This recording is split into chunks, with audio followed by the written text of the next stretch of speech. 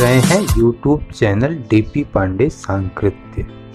आज आप सुनेंगे महापंडित राहुल सांकृत्यायन की पुस्तक 22वीं सदी का अध्याय 7 शिशु और संसार। तो चलिए सुनते हैं। शिशु संसार। दूसरे दिन हम शिशु उद्यान की ओर चले। पहले फाटक मिला। उद्यान को आप यह न समझें कि कोई चार दीवारी या लोहे के शिकंजों से घिरा बगीचा होगा। उसकी वहाँ कुछ आवश्यकता ही नहीं है। न पशु हैं जो भीतर घुसकर नुकसान करेंगे और न ही कोई चीज चुराने वाला। द्वार बड़ा सुंदर और विशाल है। इसके ऊपर 2 महला मकान है। भीतर जाते ही साथिन फातिमा जो हमारी प्रतीक्षा कर रही थी मिली। यद्यपि आपकी अवस्था 80 वर्ष की है, तब भी अपने काम को जवानों की भांति करती हैं। आप 20 वर्ष से विधवा हैं। शिक्षा समाप्त कर ब्याह करने के बाद आपके पति श्री हरिकेश द्विवेदी के यहाँ ही आकर बसे।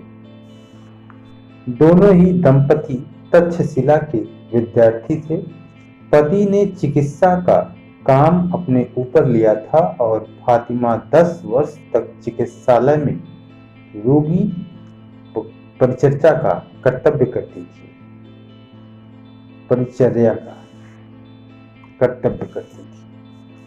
आपका बालकों से अगाध प्रेम था, इसलिए पीछे आप शिशु उद्यान में चली आई। सबसे आप इस स्वर्गीय पुष्पों को सुगंध का आनंद ले रही हैं। नाम से आप यह न समझें कि फातिमा मुसलमान हूँ। मैं लिख ही चुका हूँ कि धर्म अब उठ गया है।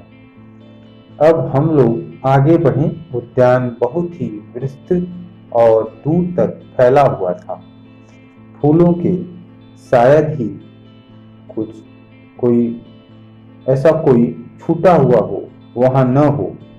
बेला, चमेली, नाना भांत के गुलाब, चंपा, जूही, बोंगरा, कुंद और गेंदा, सभी इनमें से बहुत से फूल हंस रहे हैं और बहुत से चुपचाप हरी पोशाक पहने केवल तमाशा देख रहे हैं।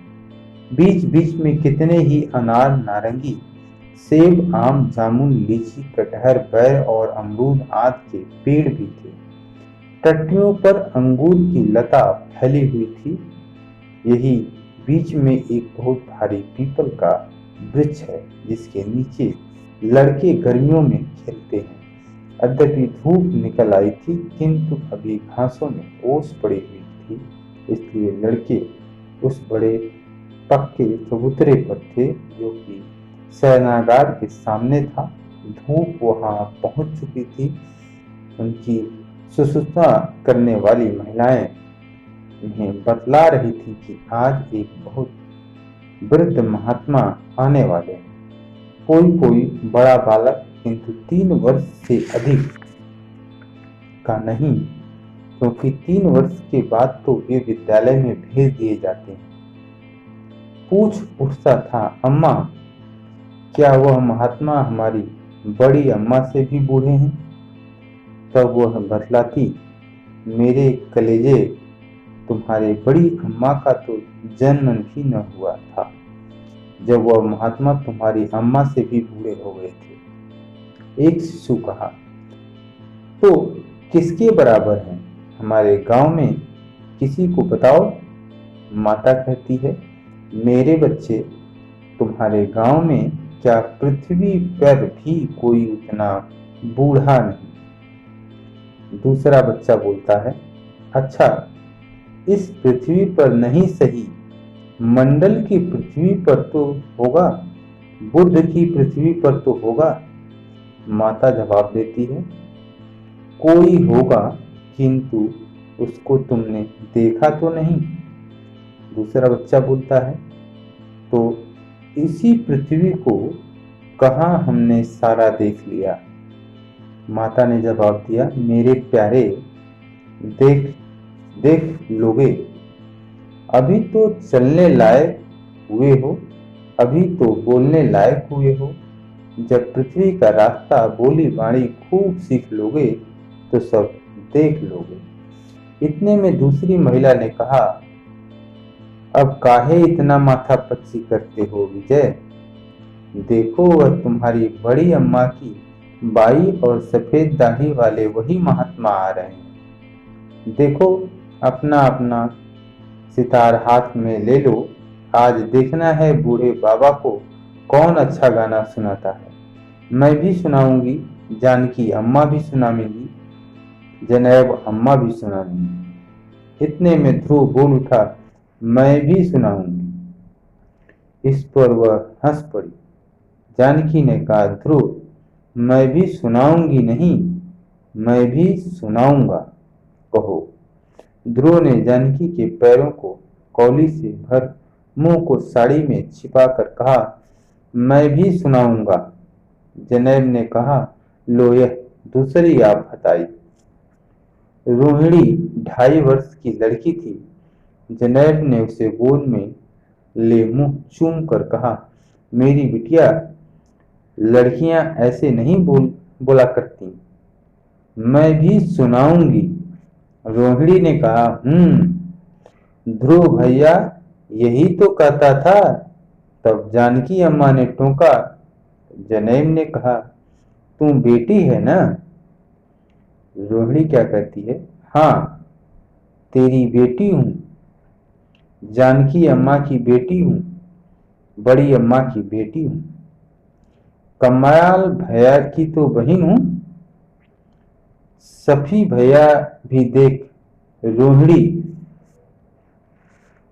बहन, रोहिणी बहन कहता है, ध्रुव भैया भी बहन कहता है, तो खाली बेटी कैसे हूं, बेटी भी हूं, बहन भी हूं।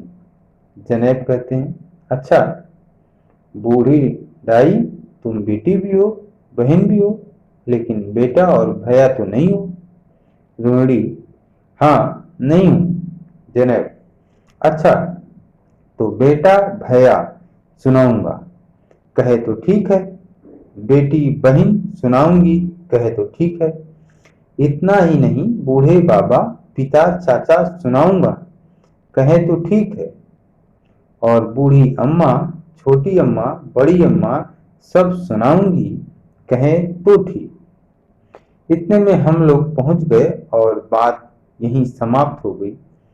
सब माताएं अभिवादन के लिए पहले हाथ उठाया, जिसे देख बच्चों ने भी छोटी गाड़ियों में रखे अत्यंत छोटे बच्चों को छोड़कर सब ने हाथ उठाए। मुझे वे बच्चे सचमुच खिले हुए स्वर्गीय फूल से जान पड़े।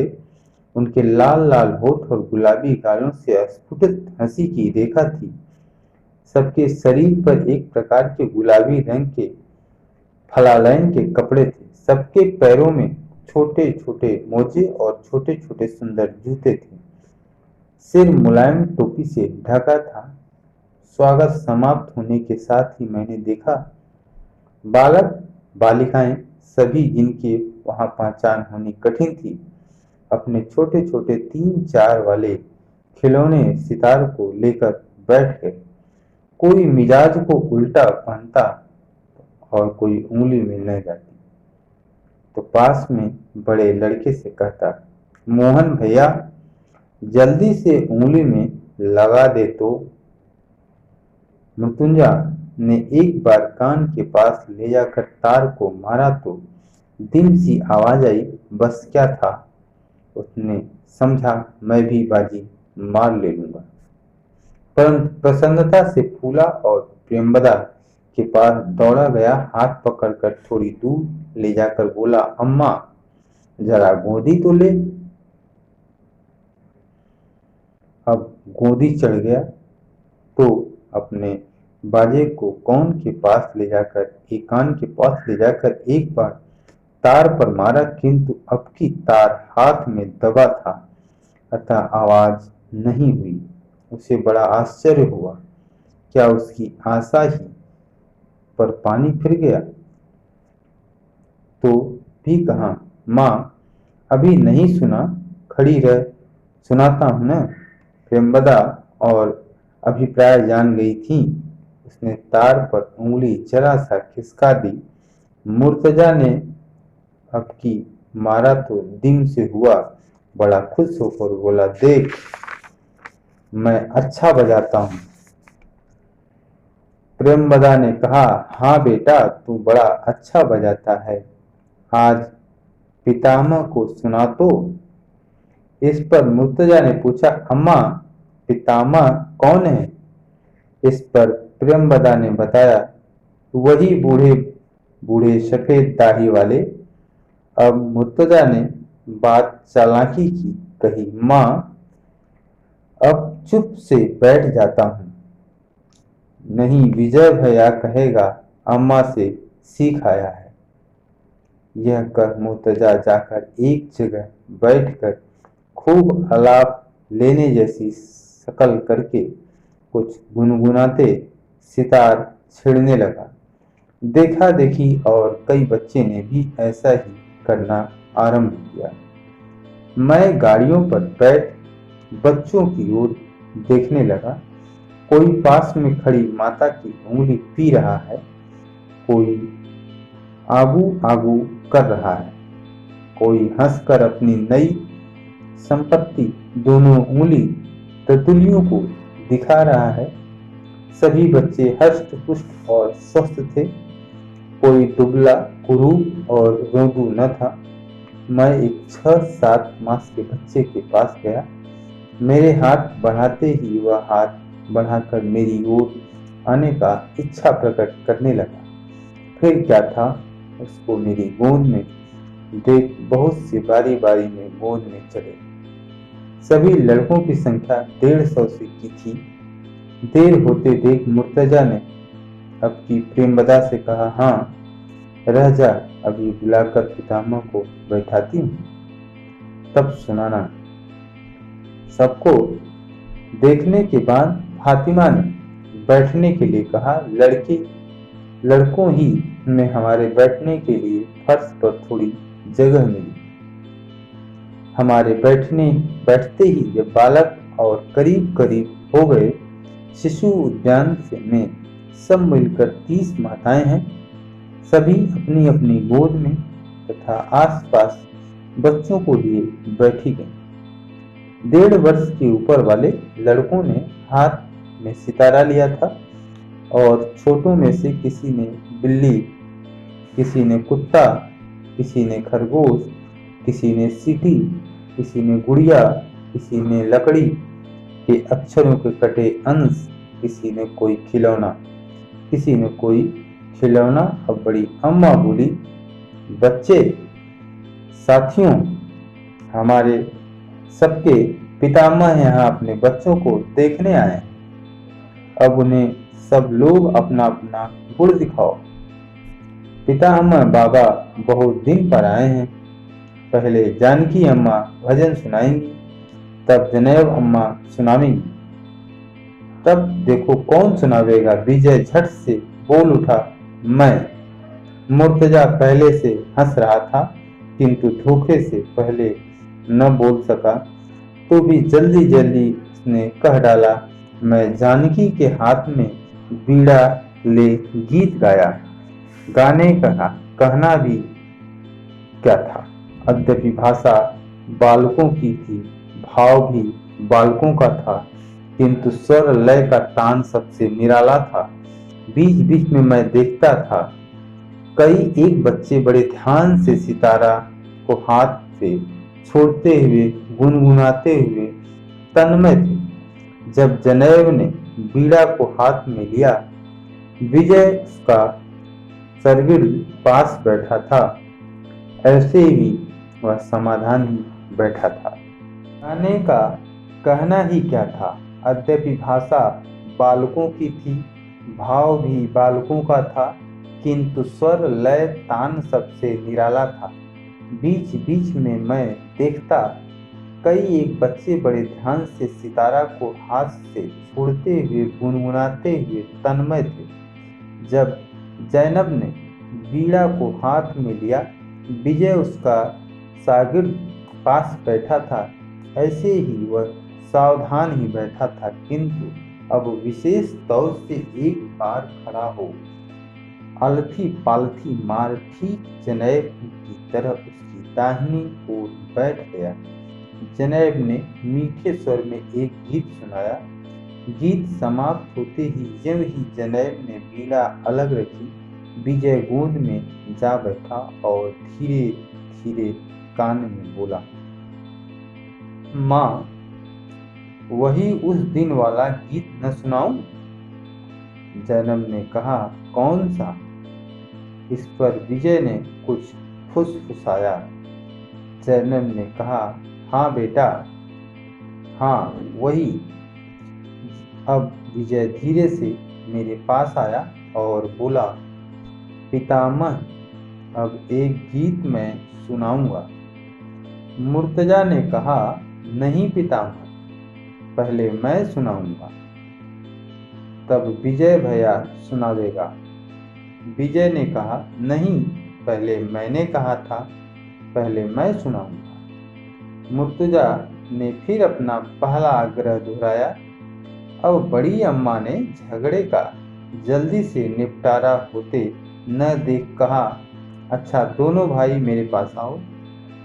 दोनों दौड़कर फातिमा की गोद में चले गए। तब फातिमा ने विजय से पूछा, उस दिन विजय, जब तुम और सफी ने मेरे पास थे, मैं सेब का टुकड़ा तुझे जब देने लगी तो तुमने क्यों लेने से इनकार किया? विजय को अम्मा के हाथ के फल से इनकार का शब्द कड़ा मालूम हुआ। झट गले लिपट कर कहने लगा, अम्मा, तू तो यूं ही कहती है, इनकार थोड़े ही किया।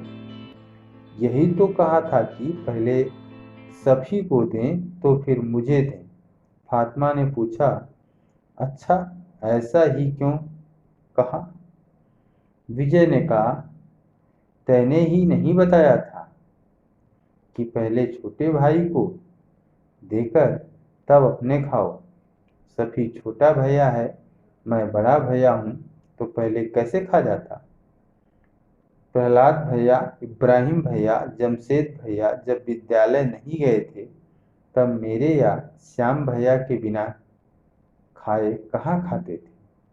फातिमा ने कहा, हाँ मेरे लाल, ठीक तो कहता है। अच्छा तो मुर्तजा छोटा भैया है या बड़ा भैया? विजय, छोटा भैया। फातिमा, तो फिर उसकी बात पहले हो कि तुम्हारी? विजय को अपनी गलती समझ में आ गई। उसने हंसते हुए कहा, हाँ मुर्तजा, पहले तू गा, तब मैं गाऊंगा। बड़े भैया छोटे भैया की बात होते देख जब मुर्तजा ने के मन में पलट खाया, उसने कहा, विजय भैया, बड़ा भैया, पहले यह गा लेगा तब मैं गाऊंगा।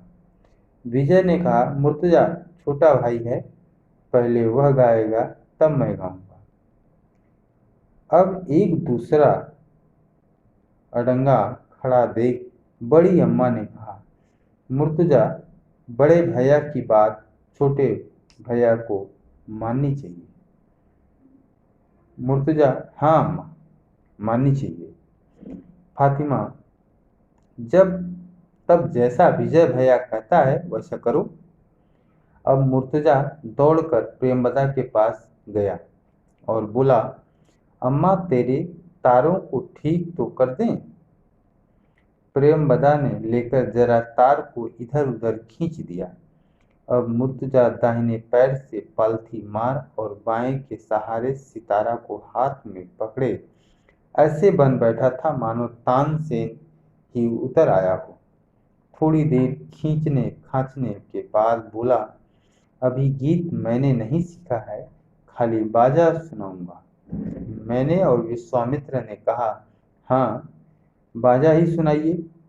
तब मुर्तजा ने एक बार उंगली तार पर मारी, किंतु वह तार तक न पहुंचकर पहले ही रुक गई। बगल वाले लड़के हंसता ही चाहते थे कि उसने फिर एक बार खूब साध कर उंगली मारी और अब धीम सी आवाज आई, प्रियम बदा फातिमा।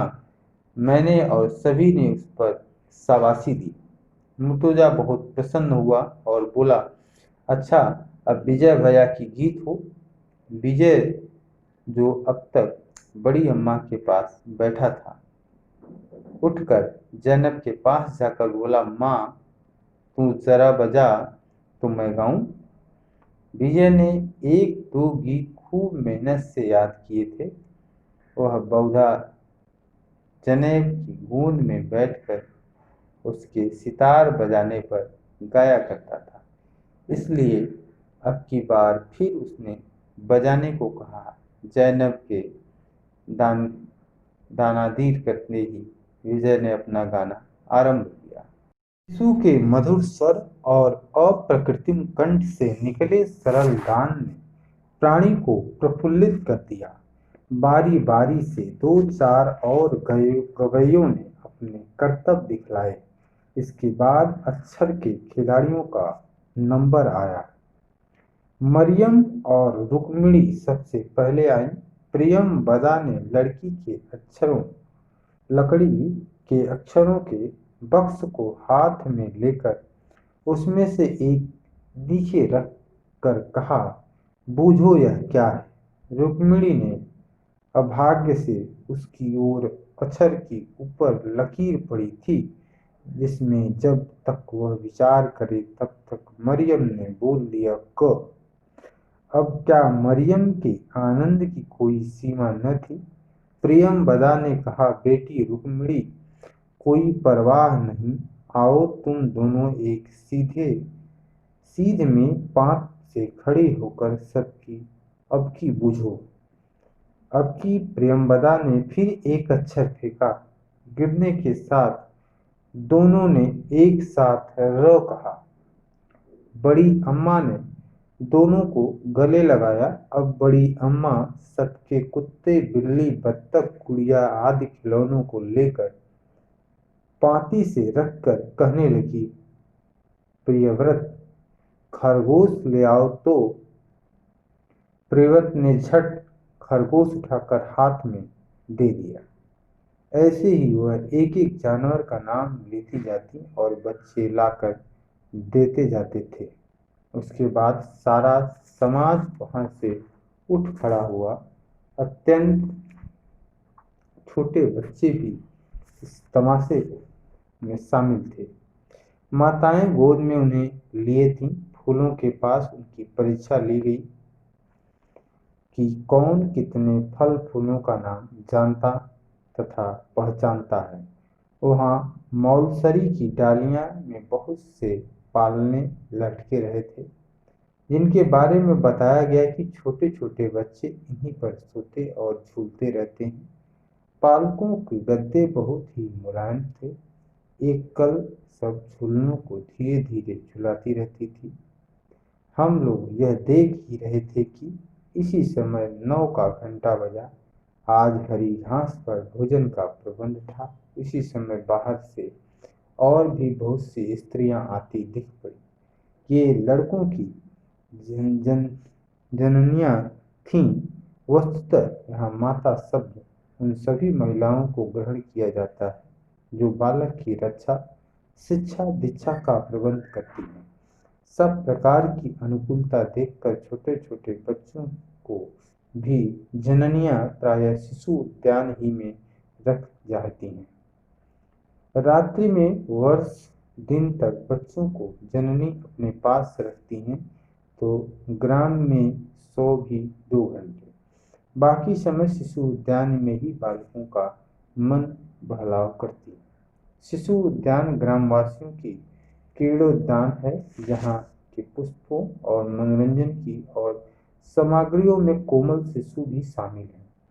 उनके मधुर आलाप के सुनने एवं मनमोहक खेलों को देखने की इच्छा से कितने ही नर नारी अपने अवकाश के समय को वहां व्यतीत करते हैं। आज के राष्ट्र के ध्येय और अध्यक्ष मनुष्य मात्र के जीवन का आनंदमय बनाना है और ऐसा करने से उसे अच्छी सफलता भी हुई है। किंतु बालकों के लिए प्रस्तुत की गई सुख की सामग्रियां तो पुराने सम्राटों के राजकुमारों को भी शायद नसीब न थी। साधारणतया बालकों को थोड़ा थोड़ा दिन रात में 3-3 घंटे पर 7 बार जलपान और भोजन कराया जाता है। पहला कलेवा उनका 6 बजे होता है, जबकि दूध के साथ ऋतु के उपयोगी कुछ मिष्ठान दिए जाते हैं।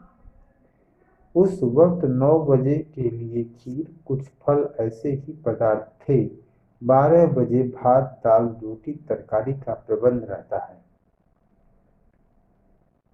3 बजे फिर फल, दूध, 6 बजे कुछ फल, 9 बजे नमकीन और मीठा चीजों के साथ कुछ दूध भी और 12 बजे रात फिर दूध और कुछ फल। भोजन का सिलसिला 3-3 घंटे पर बराबर रहता है, परंतु 3 समय प्रातः, मध्याह्न और रात्रि के 9 बजे छोड़कर पेट भर नहीं खिलाया जाता। खाना हजम होने के लिए लड़के दौड़ धूप किया करते हैं। आंख मिचौली आदि पुराने खेल कूद खेले जाते हैं। छोटे छोटे फुटबॉल को लेकर लड़के खूब खेलते हैं। हरी हरी धूप पर वह इन छोटे छोटे जवानी की कबड्डी भी बड़ी भली मालूम होती है। बाग में एक अखाड़ा भी उसके लोट पोट और पहलवानी के लिए है। सारांश यह कि भोजन, वस्त्र, शिक्षा और शारीरिक श्रम सभी पर पर्याप्त ध्यान दिया जाता है। हाँ, जो माताएं मैंने आते देखी थी, उन्होंने अपने नवजात शिशु को दूध पिलाना शुरू किया और कितने ही लड़कों के पास खिलौने खिलाने बैठ गई। खाना खा सकने वाले लड़कों की माताएं अपने पराये सभी बच्चों को साथ लेकर समान भाव से खिलाने लगती हैं। वास्तव में इस समय के नर नारियों के हृदय से संकीर्णता निकल गई है। इनके हृदय विशाल हैं। जन्म देने वाली माताएं ही के लिए नहीं, उन माताओं के लिए भी जो उद्यान में बालकों की रात दिन सेवा शुश्रूषा करती हैं। वो बहुत भारी मानसिक क्लेश की बात है कि 3 वर्ष के बाद लड़के को दूर दूर से बड़े बड़े विद्यालय में भेज दिए जाते हैं, किंतु राष्ट्र के कल्याण के लिए और उन अपने बालकों के हित के लिए वे सब सहन करती हैं।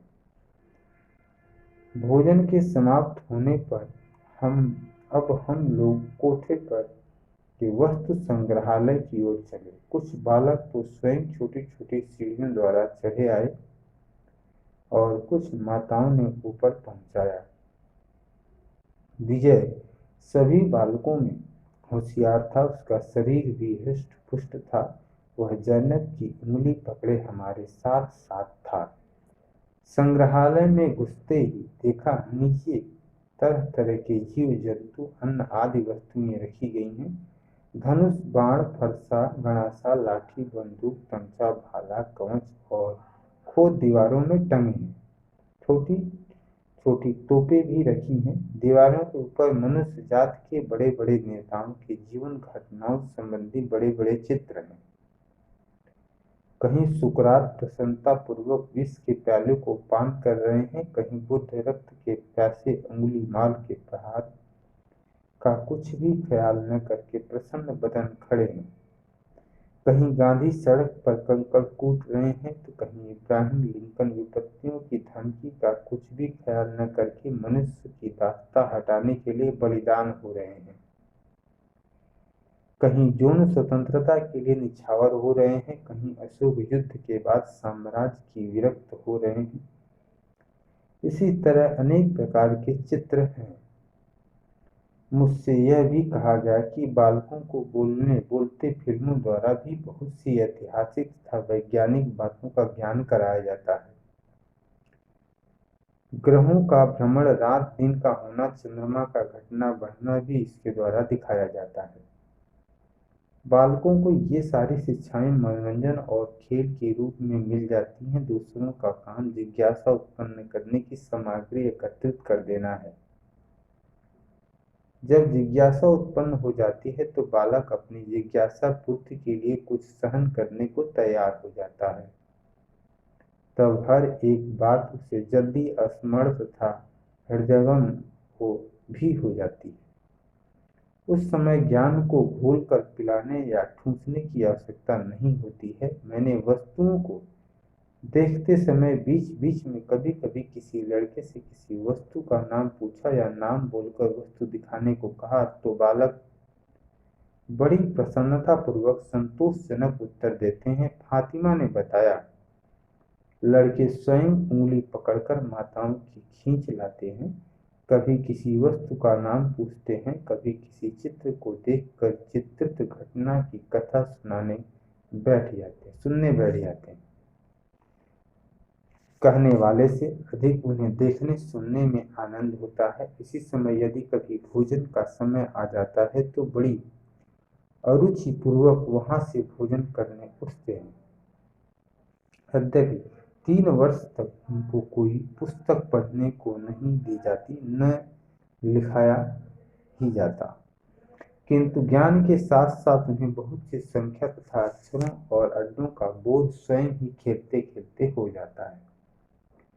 ध्रुव, सप्तऋषि आदि कई तारों को वह पहचानने लगते हैं। वस्तुओं की संज्ञा का कोश उनका बड़ा हो जाता है।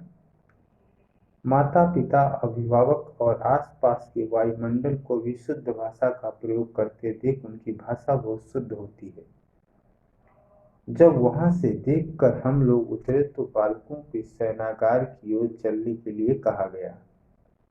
जाकर देखा, छोटे छोटे बालकों के लिए जगह जगह झूलने टंगे हुए हैं। बालकों के सोने के लिए पलंग पर अच्छे अच्छे मुलायम गद्दे बिछे हुए हैं। सर्दी के कमरे को गर्म करने का पूरा प्रबंध है। रात्रि में बालक बहुत कम यहाँ रह जाते हैं, अधिकतर अपनी जननियों ही के पास सोते हैं। कुछ जो रहते हैं वह अपने उद्यान की माताओं की गोद में सो जाते हैं। शयनागार के बगल में भोजनागार है, बगल में पाकशाला है, जहाँ बालकों के लिए ताजा ताजा भोजन बनता रहता है। अब 11 का समय नजदीक आ रहा था, अतः उद्यान का और अवलोकन करना न हो सका। दूर से छोटी छोटी छतरियों के नीचे कुछ मूर्तियां सी दिखाई पड़ी। पूछने पर मालूम हुआ कि वहां बालकों के इष्ट देव ऐतिहासिक महापुरुषों की संगमरमर की मूर्तियां हैं। जहां पहुंचते ही बालक कथा कथा की धुन लगा देते हैं, बिना उस महापुरुषों के एक दो जीवन घटना सुने चैन नहीं लेने देते। जानकी ने घड़ी देखकर बतलाया कि अब 11 में 5 मिनट बाकी हैं। हम लोग उद्यान परिवार से विदा हुए। उस दिन उतना ही देखना था।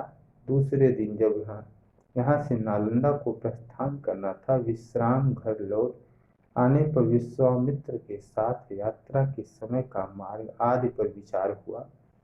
विश्वामित्र ने पूछा, क्या यहीं से सीधे नालंदा चलना होगा?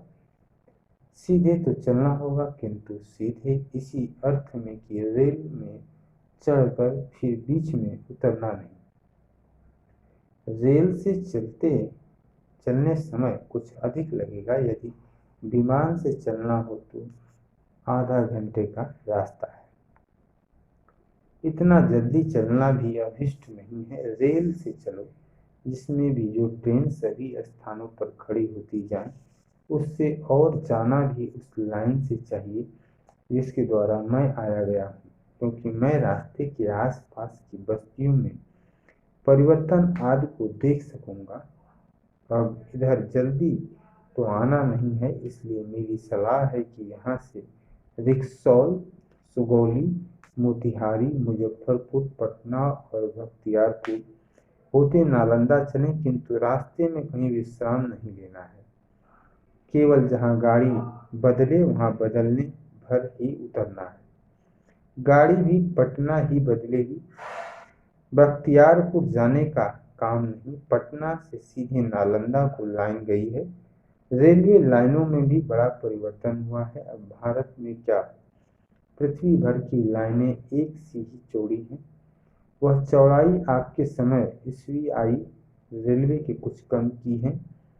इसलिए अब BMW रेलवे की छोटी लाइनें बख्तियारपुर बिहार वाली रेल का बच्चा नहीं मिलेगा। विश्वामित्र, रेल का बच्चा तुमने कैसे जाना? किताबों में देखने से, किंतु इसके संबंध की कथा तुमको न मालूम होगी। सुनो, तुम तो इतिहास के पंडित ही हो। उस समय के लोगों में मूर्खता बहुत थी। कितने गांवों में कोई चिट्ठी आने पर दूसरे गांव के बचवाने को जाना पड़ता था। आदमी जब मर्द की अच्छत शून्य थे तो स्त्रियों के लिए क्या पूछना। कोई देहाती आदमी बख्तियारपुर की उस समय की बड़ी लाइन की गाड़ी पर सवार था। उसने स्टेशन की दूसरी ओर छोटे छोटे रेल के डब्बे देखे तो उसकी गाड़ी के सम्मुख वैसे ही थे जैसे बाप के सामने उसका छोटा बच्चा। उसने ऐसी छोटी रेलगाड़ी अब तक न देखी थी। अपने पास के किसी आदमी से पूछा जो स्वयं भी निरक्षर किंतु तर्क कुशल था, वह क्या है? उसने कहा, रेल का बच्चा। पहले से पूछा, क्या रेल भी बच्चा देती है?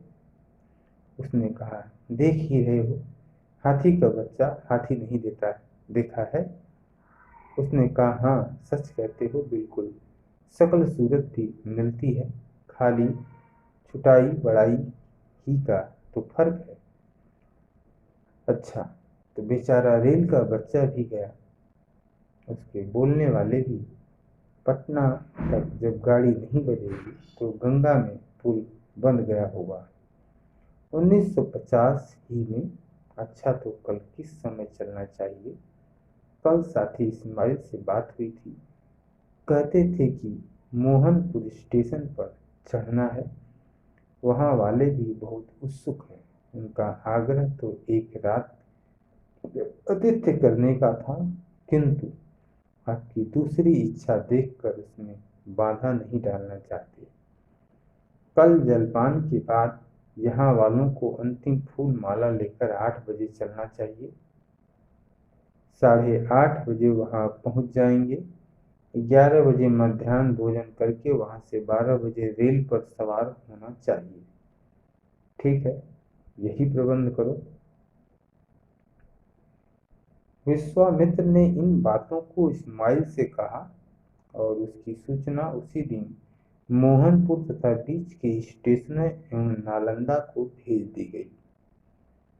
रेल का समय देखकर ज्ञात हुआ कि गाड़ी सवारी गाड़ी है जो सब जगह ठहरती जाती है। हम लोग इस तरह चलकर परसों सवेरे 6:30 बजे नालंदा पहुंच जाएंगे। Thank you.